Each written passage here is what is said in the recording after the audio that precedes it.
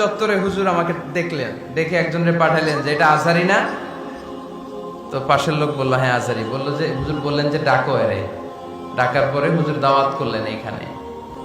তো আমি বললাম হুজুর আমার তো ডেটগুলো অনেক আগে থেকে বুকড হওয়া। তো হুজুর তখন চমৎকার একটা কথা আমাকে শুনিয়েছেন। হুজুর বলেছিলেন আনতা তুরিদ ওয়া আনা উরিদ ওয়াল্লাহু ফাআলুল লিমা ইউরিদ।